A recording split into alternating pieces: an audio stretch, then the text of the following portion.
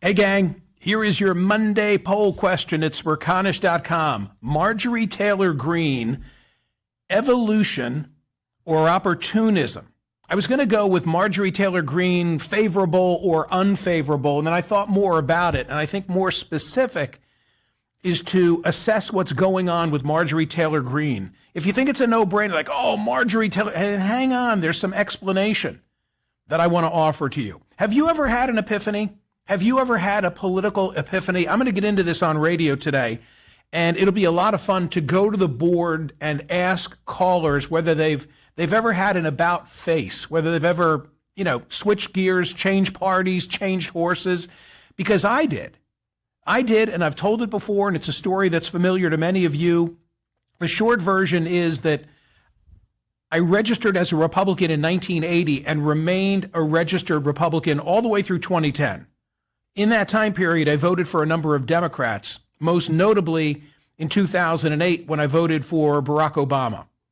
And my getting off the Republican train at that time, having supported W in 2000 and 2004, having emceed his final Pennsylvania rally in a cornfield with 20,000 people. I mean, I was knee deep in all of it. But it was the aftermath of the events of September 11. And then the interview that I did with President Obama, then Senator Obama, the junior senator from Illinois, where he said to me that he would pursue bin Laden and Ayman al-Zawahiri wherever he would find them, including in Pakistan. And that's how that story ended. So I remained a Republican through that 2008 election. If you were listening to me at the time, you'll recall that I came on air and I said, here's for whom I'm voting. I did not tell people what they should do, but I felt I owed it to the audience to explain what I was going to do. So that was an epiphany moment for me. And then 2010, 2 years later, when renewing my Pennsylvania driver's license, and they said, are you registered to vote? Of course I'm registered to vote. Do you want to change your registration? I'm like, yeah, as a matter of fact, I do. And I never look back. The thing that gnawed at me at the time and gnaws at me today is that at the time I was accused of opportunism. Nothing could have been more at odds with my career than not only to have voted for Barack Obama, but to have told my radio audience that I was voting for Barack Obama, because I was then on the cusp of going into national syndication on 100 plus radio stations all across the country that were conservative stations. They didn't want to hear that. Better for my career that I had shut my mouth. So when I hear the claims being made of opportunism about Marjorie Taylor Greene, at least it gives me pause to say, well, hold on. Let's do an assessment here of what the bigger picture might be with regard to her. I'll talk about that in just a moment. But thank you to my friends at Parks Casino. Thank you to my friends at Bet Parks. I should have taken Denver. I knew how that game was going to end. I knew how that. Bo Nix is a stud. I am not an authority on college football, but I watched him at Oregon, and there was just something about him. This guy is Brady-like, intelligent. I think he's going to be a superstar, and Denver is red hot. But okay, at least I had Philadelphia. And if you're looking for some great entertainment-related gifts for the holidays, great stocking stuffers, give concert tickets for Parks Casino. Whoever is on your list, they've got something to cover them. Grand Funk Railroad is coming to town. David Foster and Catherine McPhee, Marshall Tucker Band and Jefferson Starship, Broadway star Alan Cumming. It's the Uncut Show. Piano Men, that's a tribute to Elton John and Billy Joel. Tracy Morgan in March, et cetera, et cetera, et cetera. And in December, there are a number of shows that are coming up. The a cappella sounds of Straight No Chaser, comedian Kem John from The Hangover, Get the Lead Out.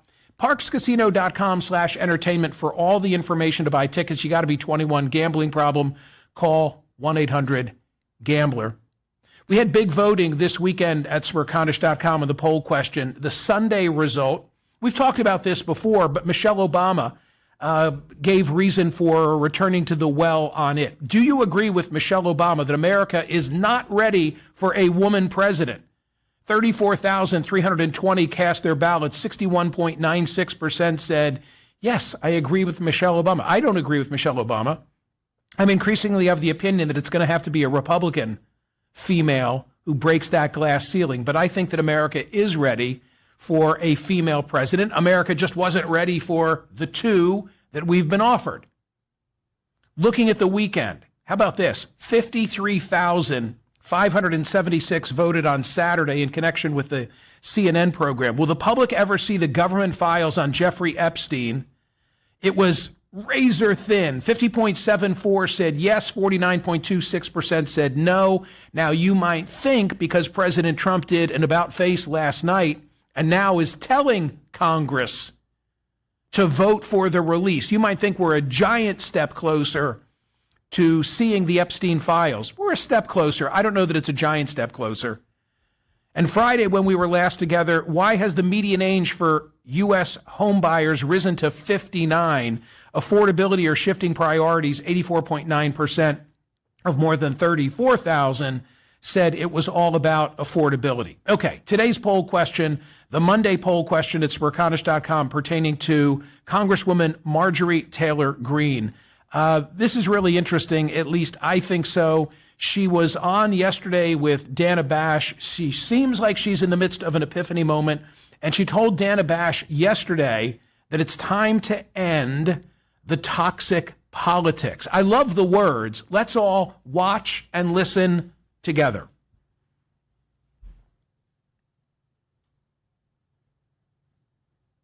That President Trump is, with his comments, fueling a, quote, hotbed of threats against you. Obviously, any threats to your safety are completely unacceptable. But we have seen these kinds of attacks or criticism from the president at other people. It's not new. And with respect, I haven't heard you speak out about it until it was directed at you. Dana, I think that's fair criticism. And I would like to say humbly, I'm sorry for taking part in the toxic politics. It's very bad for our country. And it's been something I've thought about a lot, especially since Charlie Kirk was assassinated, is that I'm only responsible for myself and my own words and actions. And I am committed, and I've been working on this a lot lately, to put down the knives in politics. I really just want to see people be kind to one another, and we need to figure out a new path forward that is focused on the American people, because as Americans, no matter what side of the aisle we're on, we have far more in common than we have differences. Yeah. And we need to be able to respect each other with our disagreements. So just to put a button on this, you regret the things that you have said and posted in the past, the Facebook post that was taken down of you in 2020 holding a gun. I love the way that she said it. The squad. I love the way that she said it. If she means it, I'm all for her. And hello, TC. How are you? Oh, hello. Hello. Hello. How are you? I didn't see you there. No, I haven't been here. Where have I been? By the way, you lived through that with me. I did. And people questioned you and still do. It's so fascinating to me. And I was offended on your behalf then and now. And I think that the people that are questioning Marjorie Taylor Greene don't have to believe everything she says. And they don't have to say, like, okay, now she's for me. But isn't this what we want? Isn't it what we want, to have people who were toxic, to then realize that that's not the best way to be for the country? So we should be embracing it no matter who it comes from or what it sounds like, and watch and listen and see what happens. And if, by the way, this is some kind of, I don't know, elaborate scheme, that'll all come out. It'll all come out. But for now, let's take it. Let's give her the benefit of the doubt. Correct. And by the way, to drill down on the poll question, which asks evolution versus opportunism, wherein lies the opportunism? In other words, if you're a Republican, great question. How is it to your advantage to be at odds with President Trump? And he was vicious. Vicious and juvenile. He gave her a new nickname. He's going to call her Marjorie Taylor Brown because green grass turns brown when it begins to Marjorie Taylor Greene. He's losing his skill set on his nicknaming, if that's the best that he can do about her. When you have to explain it. You know what I mean? That's the problem. And by the way, none of this is to excuse her past conduct. From CNN, Greene's pivot represents a sharp departure from her typical conservative firebrand persona. She's previously spread offensive rhetoric about the Holocaust, lobbed personal insults during congressional proceedings, and fought with fellow Republicans to the point her own caucus has pushed for repercussions for her acting out. And I've got the whole laundry list here in front of me of her track record. That's what I'm saying to you. Like, obviously, this is someone who has that history. And so it's kind of shocking that she might be the bearer of non-toxicity. But if she isn't that great? Like, let's all embrace it. Don't slam her. Say, okay, let's go. And who else can join you? Again, I just want to put this in the record so that I'm not accused of excusing what the record consists of. Absolutely not. In 2021, Greene compared then House Speaker Nancy Pelosi's decision to continue to require House lawmakers to wear masks on the chamber floor to steps the Nazis took to control the Jewish population during the Holocaust. Greene issued a rare apology after that incident. Something else relative to today's poll question and Marjorie Taylor Greene. Yair Rosenberg writes a piece at The Atlantic and said, okay, this is all well and good. And after recounting what has just transpired relative to Marjorie Taylor Greene, said, there are 4 questions that ought to be put to her. There are 4 questions that she needs to answer. Did Donald Trump win the 2020 election? And then he goes on to explain why she's raised doubts about that in the past. Does she have any ideological differences with American white nationalists? Another question that she's got to be answering the for. Nick Fuentes thing. Yep, that too. 3, did the COVID vaccine kill extremely high amounts of people? Apparently she has said that in the past. And did Israel let the October 7, 2023 attacks happen? And then he concludes this way. People, even politicians, should be allowed to grow and not be forever reduced to the worst version of themselves.